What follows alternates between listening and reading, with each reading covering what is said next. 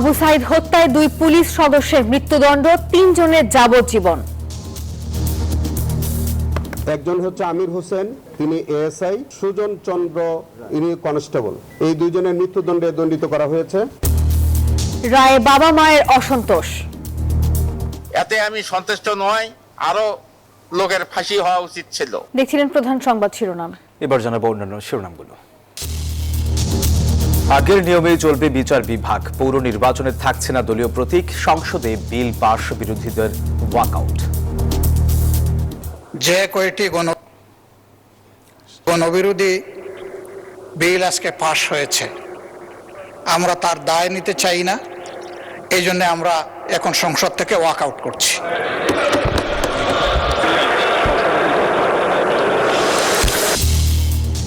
বগুড়া ও শেরপুরের 2টি আসনে ভোট গ্রহণ শেষ, চলছে গণনা, শান্তিপূর্ণ পরিবেশে নির্বাচন বলছে ইসি। উসমান হাদি হত্যার ঘটনায় অস্ত্র মামলার রায় ঘোষণা, ফয়সাল করিম মাসুদের 10 বছরের সশ্রম কারাদণ্ড। দেশে বিপজ্জনক চেহারা নিচ্ছে হামের প্রাদুর্ভাব, সুস্থ হয়ে বাড়ি ফেরার চেয়ে হাসপাতালে ভর্তি রোগী বেশি। রাজধানীর তেলের পাম্পে দীর্ঘ সারি, নগরবাসীর যাত্রাপথেও ভোগান্তি, পরিস্থিতি সামলাতে চালু হচ্ছে ফুয়েল কার্ড।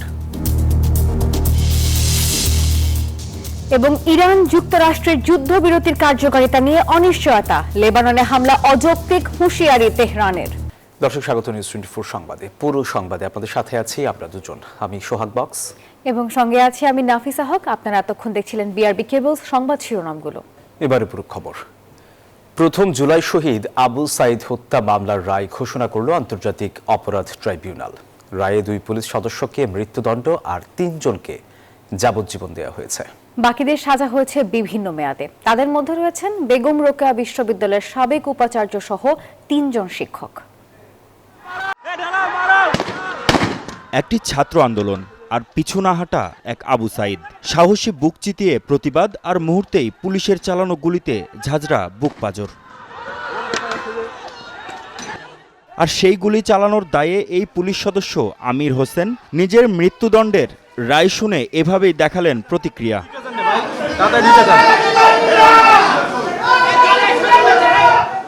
বৃহস্পতিবার 1 জুলাই শহীদ আবু সাইদ হত্যা মামলার রায় জানায় আন্তর্জাতিক অপরাধ ট্রাইব্যুনাল।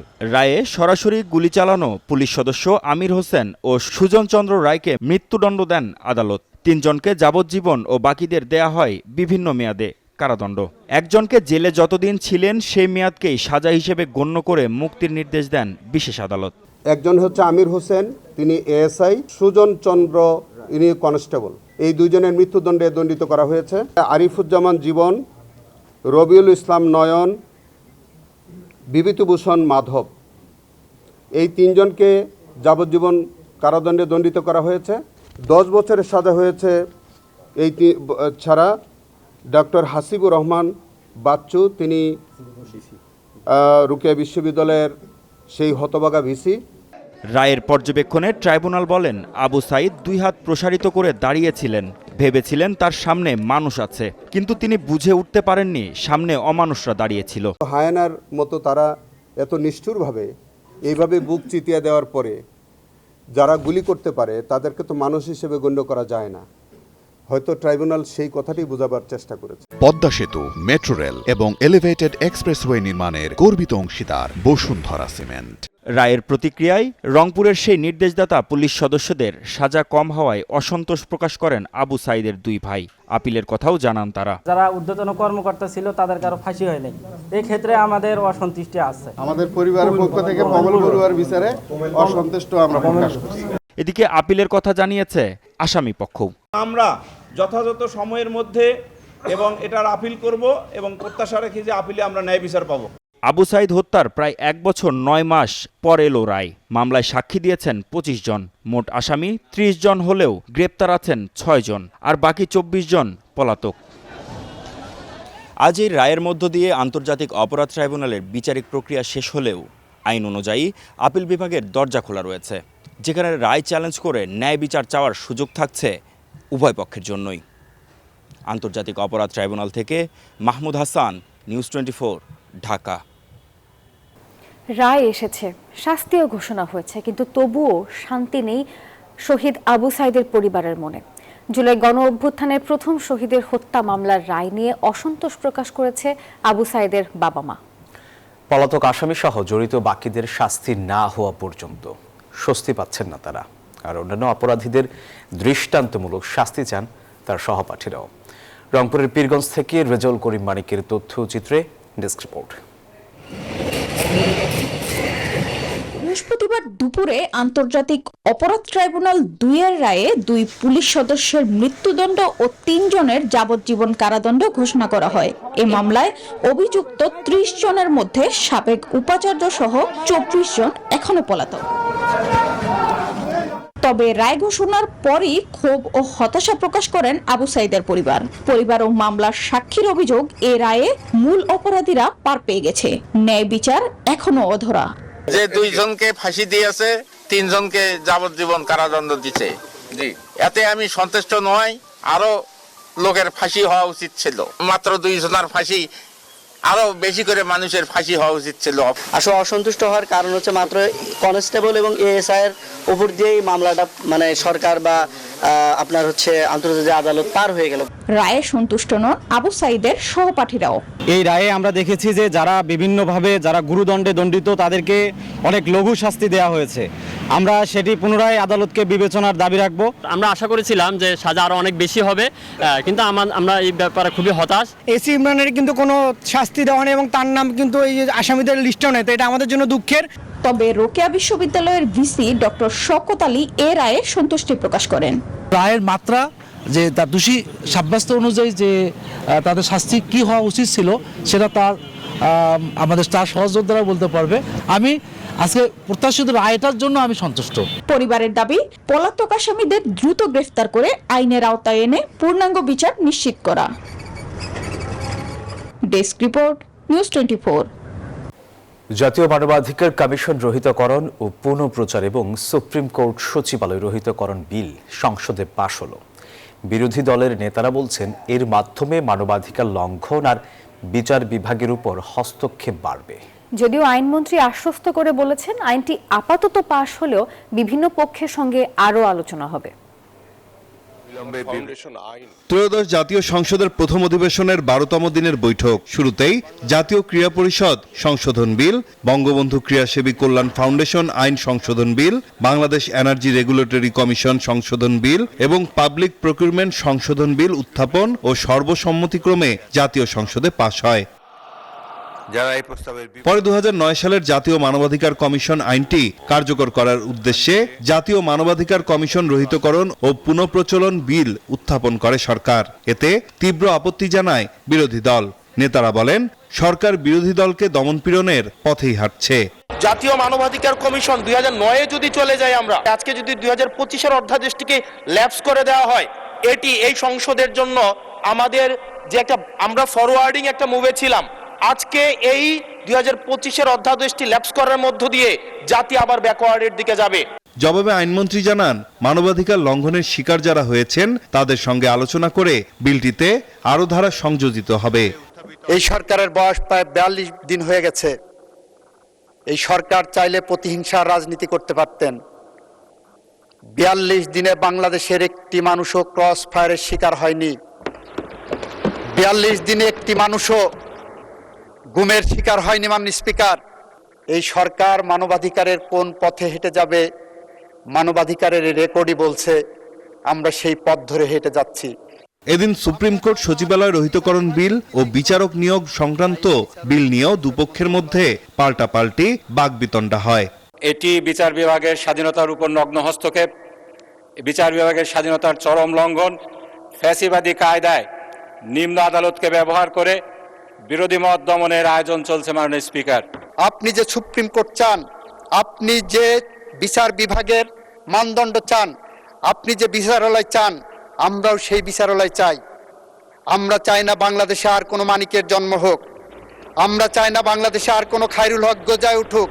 অন্তর্বর্তী সরকারের রেখে যাওয়া 133টি অধ্যাদেশের মধ্যে সংসদের 12তম দিনের সকালে পাশ হয় 12টি বিল। শুক্রবারের মধ্যেই বাকি অধ্যাদেশগুলোকে আইনে রূপ দেওয়ার বাধ্যবাধকতা রয়েছে। আপনাদেরকে ধন্যবাদ। নাইম আলচিকো, নিউজ 24, ঢাকা। স্থানীয় সরকার পৌরসভা সংশোধন বিল 2026 জাতীয় সংসদে পাশ হয়েছে। এই আইনের ফলে পৌরসভা নির্বাচনে থাকছে না দলীয় প্রতীক। এছাড়া স্থানীয় সরকারে প্রশাসকও নিয়োগ দিতে পারবে সরকার। এদিকে কয়েকটি বিলকে গণবিরোধী আখ্যা দিয়ে সংসদ থেকে ওয়াকআউট করেছেন বিরোধী দলীয় নেতারা। সংসদের বিরোধী দলের নেতা ডাক্তার শফিকুর রহমান বলেন, তাদের যৌক্তিক বাধা সত্ত্বেও এসব বিল পাশ হয়েছে, এর দায় বিরোধী দল নিতে চায় না।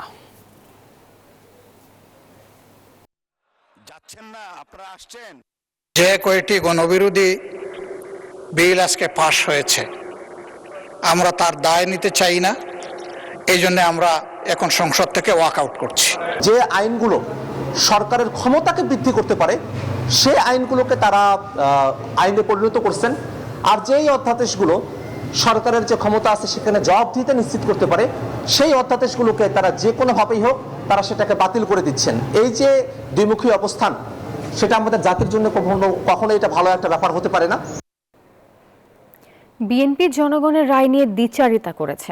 গণভোটের রায় কার্যকর না হওয়া পর্যন্ত রাজপথে সরব থাকবে 11 দলীয় ঐক্য, জানিয়েছেন জামাতের সেক্রেটারি জেনারেল মিয়া গোলাম পরওয়ার।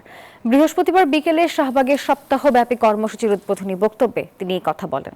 গোলাম পরওয়ার আরও বলেন, রাজনীতিতে বর্তমান সংকট বিএনপি তৈরি করেছে, এই সংকট বিএনপিকেই সমাধান করতে হবে। আরও বলেন, শেরপুর ও বগুড়া নির্বাচনে বিএনপি আবারও প্রমাণ করেছে দলীয় সরকারের অধীনে নির্বাচন সুষ্ঠু হয় না।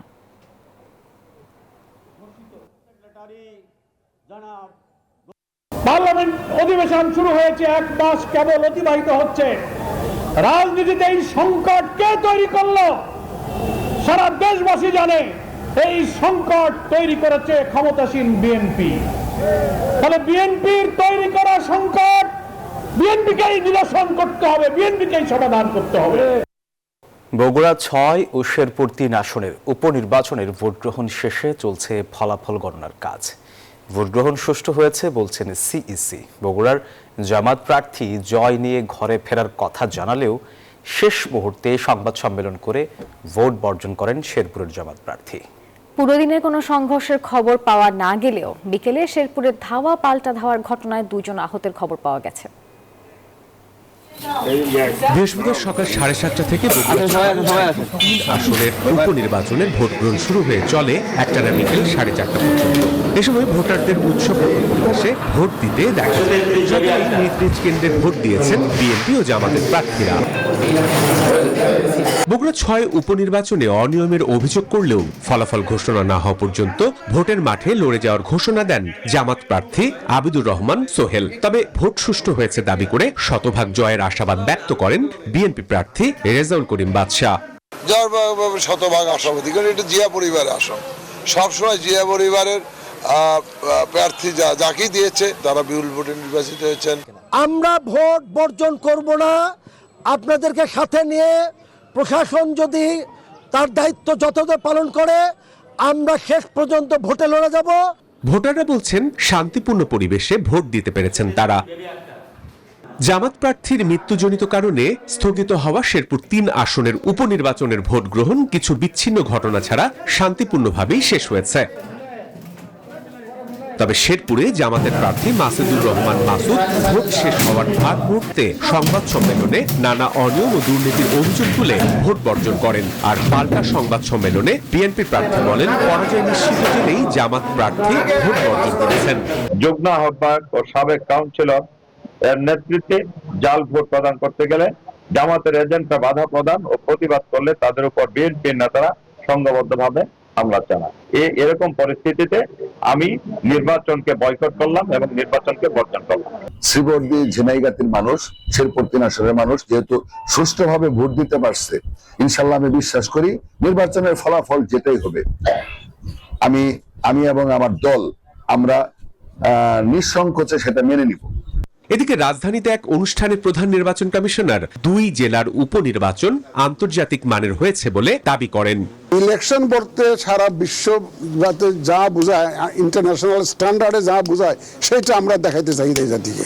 ভোট গ্রহণ শেষে এখন ফলাফলের অপেক্ষায় প্রার্থী, তাদের সমর্থক ও নির্বাচনী এলাকার ভোটাররা। Desk report, news 24। ইনকিলাব মঞ্চের আহ্বায়ক ওসমান হাদি হত্যার ঘটনায় অস্ত্র মামলার রায় দিয়েছেন আদালত। রায়ে প্রধান আসামি ফয়সাল করিমকে 10 বছরের সশ্রম কারাদণ্ড দেওয়া হয়েছে। পলাতক থাকায় তার বিরুদ্ধে জারি হয়েছে গ্রেপ্তারি পরোয়ানা। রাজধানীর আদাবর থানায় মামলাটি দায়ের করেছিলেন র্যাবের হাবিলদার মোহাম্মদ মশিউর রহমান। গত বছরের 12 ডিসেম্বর রাজধানীতে শরীফ ওসমান হাদি রিকশায় যাওয়ার সময় চলন্ত মোটরসাইকেল থেকে গুলি করে পালিয়ে যায় দুর্বৃত্তরা। শারীরিক অবস্থার অবনতি হলে উন্নত চিকিৎসার জন্য নেওয়া হয় সিঙ্গাপুরে। পরে 18 ডিসেম্বর চিকিৎসাধীন অবস্থায় মারা যান তিনি। এ ঘটনায় দায়ের করা মামলায় তদন্ত শেষে ফয়সাল করিমকে অভিযুক্ত করে গত 28 মার্চ আদালতে চার্জশিট দেয় পুলিশ। বিচার চলাকালে 14 জন সাক্ষীর মধ্যে 13 জনের সাক্ষ্য গ্রহণ করেন আদালত। বৃহস্পতিবার দুপুরে ঢাকার 18তম অতিরিক্ত মহানগর দায়রা জজ মাহমুদুল মহসিনের আদালত এ রায় ঘোষণা করেন। আসামি ফয়সাল পলাতক থাকায় তার বিরুদ্ধে সাজাসহ গ্রেফতারি পরোয়ানা জারি করেন বিচারক। শরীফ ওসমান হাদির হত্যার অন্যতম আসামি আজকের এই আসামি ফয়সাল করিম মাসুদ ইতিমধ্যে সে ভারতে গ্রেপ্তার হয়েছে এবং এই বর্তমান সরকারের সর্বোচ্চ চেষ্টা হচ্ছে তাকে দেশে ফিরিয়ে এনে বিচারের মুখোমুখি করা। তবে আজকের এই রায়ের ফলে তাকে দেশে আনার বিষয়ে সরকারকে এই রায়টি আরও সহযোগিতা করবে। 2024 সালের 7 নভেম্বর আদাবরের বাইতুল আমান হাউজিং সোসাইটির একটি ফ্ল্যাটে ফয়সাল করিমকে আটকের পর 4 রাউন্ড গুলিসহ বিদেশি পিস্তল উদ্ধার করা হয়। এই ফয়সাল করিম হাদি হত্যা মামলার অন্যতম আসামি। মাসুদা লাবনী, নিউজ 24, ঢাকা। দেশে হামের প্রাদুর্ভাব বিপজ্জনক চেহারা নিয়েছে। শিশুদের মৃত্যুর মিছিল যেন থামছেই না। রাজধানীর হাসপাতালগুলোতে সুস্থ হয়ে বাড়ি ফেরার চেয়ে ভর্তি রোগীর সংখ্যাই বেশি। আর এদিকে ঘনবসতিপূর্ণ এলাকা হওয়ায় সবচেয়ে বেশি রোগী শনাক্ত হচ্ছে ঢাকায়। আর হাম ও উপসর্গে 24 ঘন্টায় সারা দেশে প্রাণ হারিয়েছে আরও 7 শিশু। ব্রাহ্মণবাড়িয়া 4 বছর বয়সী বোন লামিয়া হামে আক্রান্ত হয়ে রাজধানীর ডিএনসিসি হাসপাতালে ভর্তি ছিল 6 দিন। হাম ছোঁয়াচে রেহাই দেয়নি একই ঘরের কনিষ্ঠ সন্তান 14 মাস বয়সী তাওসিমকেও।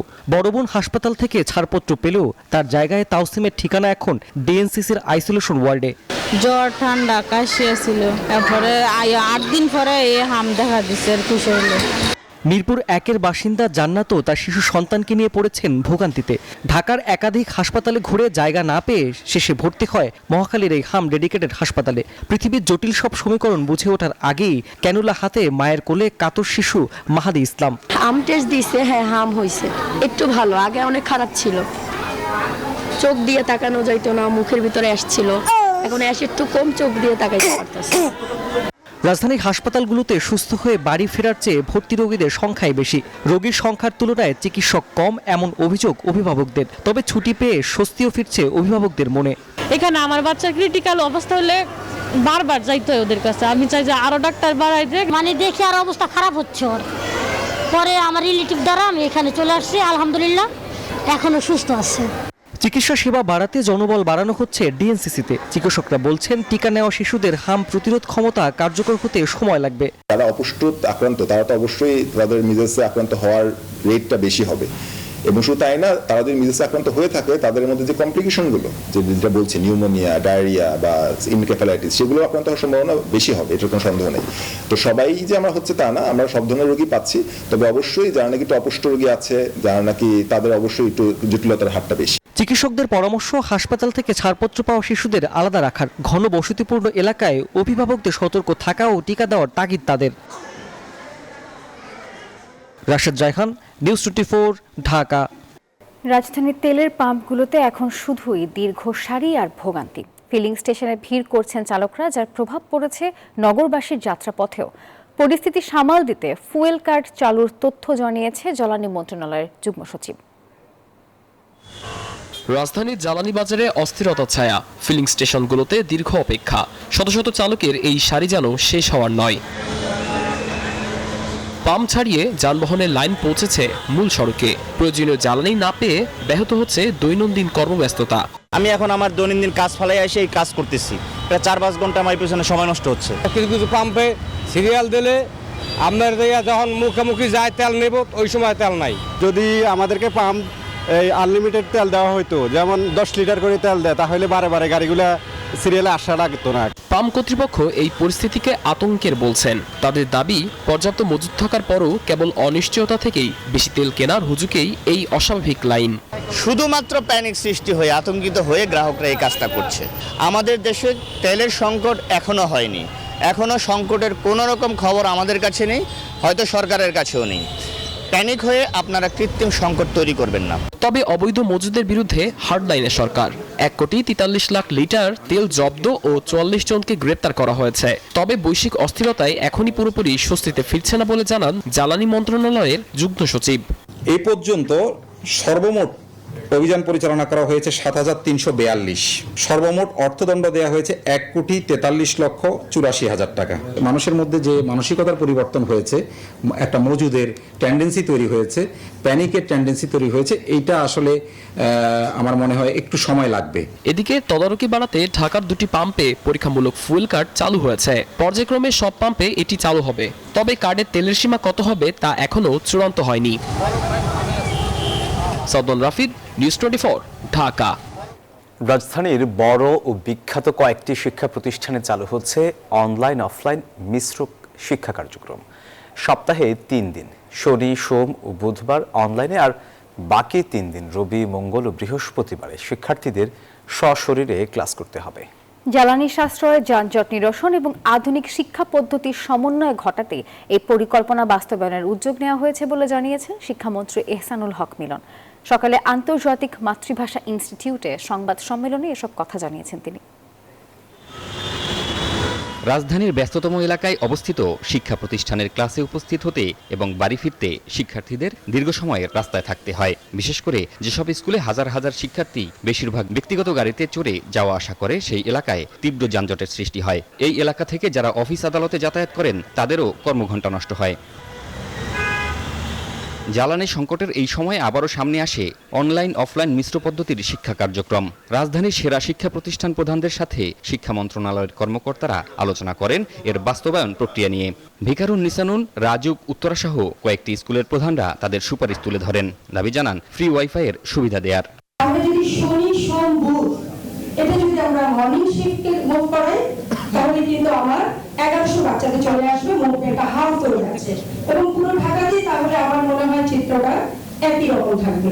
আবার আমি যদি রবি, মঙ্গল, বৃহস্পতি যদি আমি ডে শিফটে মুভ করাই, তাহলে কিন্তু আমার মনে হয় যানজটের জন্য এটা অনেক বেশি। আপনি যেটা চাচ্ছেন যে যাতে ঢাকা শহর মুভ করতে পারে, তাহলে আমার মনে হয় এটা বেশি কার্যকরী হতে পারে। অনলাইন ক্লাসে যাওয়ার জন্য যে ফ্যাসিলিটিস দরকার, সেটা হচ্ছে ওয়াইফাই কানেকশন, গুগল মিট, এটা কিন্তু আমরা দ্রুত সময়ের মধ্যে, আমাদের যদি বলা হয় যে রোববার থেকে অনলাইন ক্লাস করা, তাহলে কিন্তু শিক্ষকদের একটু সুবিধা দিতে হবে। পরে শিক্ষামন্ত্রী জানান, শনিবার সহ একদিন পর একদিন সশরীরে ক্লাস করবে শিক্ষার্থীরা, আর রবিবার সহ একদিন পর একদিন ক্লাস হবে অনলাইনে। শিক্ষকরা স্কুলে বসেই অনলাইন ক্লাস নেবেন। শুক্রবার ছুটি থাকবে। পর্যায়ক্রমে আগ্রহী প্রতিষ্ঠানগুলো এই পদ্ধতিতে শিক্ষা কার্যক্রম শুরু করতে পারবে। তবে কোনো প্রতিষ্ঠানের উপর এই সিদ্ধান্ত চাপিয়ে দেওয়া হবে না। করোনা না যে আমরা জোর করেই করবো, it's a blending education. Those who can afford, specially the good, renowned and huge crowded school, those students comes with the card. এটা আমরা কোনো হার্ড অ্যান্ড ফাস্ট রুলে যাচ্ছি না। আমরা যদি প্রস্তুতি নেই, সারা দেশেই আমরা যাব, যদি প্রস্তুতি আমরা নিতে পারি। হঠাৎ করে এমন কিছু স্টুপলেট করা যাবে না যে লেখাপড়া ধস নামবে।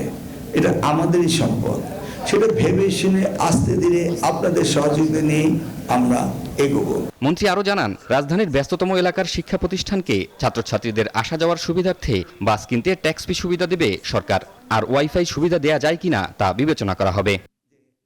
শিহাব জাহিদ, নিউজ 24, ঢাকা। মধ্যপ্রাচ্য যুদ্ধের ফলে দেশের অর্থনীতিতে নতুন করে স্থবিরতা দেখা দিয়েছে। দীর্ঘদিন ধরে এমনিতেই উচ্চ মূল্যস্ফীতির জাতাকলে পিষ্ট সাধারণ মানুষ, আর এই যুদ্ধ পরিস্থিতি আরও যেন সবকিছু জটিল করে তুলেছে। ফলে কমছে প্রবৃদ্ধি, বাড়ছে দরিদ্র মানুষের সংখ্যা। আর সব মিলে ক্ষমতায় বসে বহুমুখী চাপে নতুন সরকার। অর্থনীতি বিশ্লেষক ও ব্যবসায়ীরা বলছেন, যুদ্ধ দীর্ঘায়িত হলে অর্থনীতি আরও ঝুঁকিতে পড়তে পারে। তাই টেকসই আর অন্তর্ভুক্তিমূলক প্রবৃদ্ধির জন্য প্রয়োজন দ্রুত ও সাহসী সংস্কার। উচ্চ মূল্যস্ফীতি, বিনিয়োগে খরা আর কর্মসংস্থানের সংকটে যখন ধুঁকছিল দেশের অর্থনীতি, ঠিক তখনই গণতান্ত্রিক সরকারের আবির্ভাবে ঘুরে দাঁড়ানোর স্বপ্ন দেখেছিল দেশের মানুষ। কিন্তু মাস না যেতেই স্বপ্ন ভঙ্গ হয় হাজার মাইল দূরের মধ্যপ্রাচ্যের যুদ্ধে। থমকে যায় অর্থনীতি পুনরুদ্ধারের গতি, আরও ঘনীভূত হয় সংকট। জ্বালানি সংকটে দীর্ঘ লাইন পাম্পগুলোতে, উৎপাদনে ভাটা পড়ে কলকারখানায়, জ্বালানি সাশ্রয়ে কমে আসে অফিস আদালতের সময়। সব মিলে নতুন করে স্থবিরতা নেমে আসে দেশের অর্থনীতিতে। ডিজেল যেটি রয়েছে সেটি সম্ভবত 10-11 দিন, অকটেন যেগুলো রয়েছে সেগুলো আসলে মাত্র সপ্তাহখানেক বা তার বেশি এরকম। কিন্তু যদিও নতুন নতুন জাহাজ আসছে বা বন্দরের পাশে অপেক্ষা করছে খালাসের জন্য, তাহলেও আরও বেশ কিছু কাল এই জ্বালানি স্বাভাবিক সরবরাহে যেতে সময় লাগবে। হিসেব বলছে 2025 সালে দেশের দরিদ্র মানুষের সংখ্যা বেড়েছে 14 লাখ। বুধবার প্রকাশিত বিশ্ব ব্যাংকের হালনাগাদ প্রতিবেদনের পূর্বাভাস বলছে, মধ্যপ্রাচ্যের যুদ্ধের কারণে চলতি বছর নতুন করে আরও 12 লাখ মানুষ দারিদ্র্যসীমার নিচে নেমে আসবে, যা দেশের অর্থনীতির ক্ষত আরও গভীর করবে। সামগ্রিকভাবেই এই শকের কারণে অর্থনীতিতে এর একটা নেতিবাচক প্রতিক্রিয়া ইতিমধ্যেই হয়েছে এবং এটা স্বাভাবিক হলেও এই প্রতিক্রিয়াটি কিন্তু আগামী 1 থেকে 1.5-2 বছর কিন্তু থেকে যাবে। ব্যবসায়ীরা বলছেন, যুদ্ধের প্রভাবে বেড়েছে আমদানি ব্যয়, কমছে উৎপাদন। সরকার জ্বালানি তেলের দাম বাড়ালে বিপদ আরও বাড়বে, শঙ্কা তাদের। প্রাইস বেড়ে যাওয়াটাই স্বাভাবিক, কারণ আপনি দেখছেন আমরা $60 নিচে কিনতাম, এখন এটা $100 কাছাকাছি। সো এই টাকাটা তো কোথা থেকে যোগান দিবে সরকার? ওনাকে তো আলটিমেটলি প্রাইস বাড়াতে হবে এবং এই বাড়ানোর সাথে সাথে যে আমাদের মূল্যস্ফীতির উপর একটা চাপ পড়বে, এবং আমার কাছে তো মনে হয় এই মুহূর্তে সাপ্লাই ইনশিওর করাটা ইজ মোর ইম্পর্টেন্ট দ্যান মূল্যবৃদ্ধি। যদি জ্বালানি সংকট তৈরি হয় তাহলে দেশের উৎপাদন ব্যবস্থা, ইন্ডাস্ট্রি মুখ থুবড়ে পড়বে, ফলে অর্থনীতি কিন্তু আরও পর্যদস্ত হয়ে যাবে। অর্থনীতি কিন্তু তখন আর সোজা হয়ে দাঁড়াতে পারবে না। এমন বাস্তবতায় অর্থনীতির ঝুঁকি ব্যবস্থাপনায় রাজস্ব আদায় বৃদ্ধি, ব্যাংকিং খাতে সুশাসন ও দুর্নীতি কমিয়ে আনার তাগিদ দিচ্ছেন ব্যবসায়ী ও অর্থনীতিবিদরা। সেই সাথে জ্বালানি সরবরাহ নিশ্চিত করতে যুদ্ধের গতিপথ বুঝে সঠিক পরিকল্পনা ও ব্যবস্থাপনার পরামর্শ তাদের। রিয়াদ সুমন, নিউজ 24, ঢাকা। বাংলাদেশি কর্মীদের জন্য আবারও খুলছে মালয়েশিয়ার শ্রমবাজার। সেই সাথে ব্যয় কমানো এবং স্বচ্ছ প্রক্রিয়া নিশ্চিত করতে সম্মত হয়েছে দুই দেশই। এক যৌথ বিবৃতিতে এই কথা জানানো হয়। এদিকে বৃহস্পতিবার মালয়েশিয়ার প্রধানমন্ত্রী আনোয়ার ইব্রাহিমের সাথে তার কার্যালয়ে বাংলাদেশের প্রবাসী কল্যাণ মন্ত্রী আরিফুল হক চৌধুরীর নেতৃত্বে প্রতিনিধি দল সাক্ষাৎ করেন। উভয় পক্ষ শ্রমিকদের সুরক্ষা নিশ্চিত করতে দুর্নীতিমুক্ত নিয়োগ ব্যবস্থা গড়ে তোলার উপর গুরুত্ব আরোপ করেন। বিবৃতিতে জানানো হয়, মালয়েশিয়া প্রযুক্তি নির্ভর নিয়োগ পদ্ধতি চালু করতে যাচ্ছে। এই পদ্ধতিতে নিয়োগকর্তারা নিয়োগের সম্পূর্ণ খরচ বহন করবেন, ফলে শ্রমিকদের মালয়েশিয়া যেতে শ্রমিককে কোনো খরচ বহন করতে হবে না।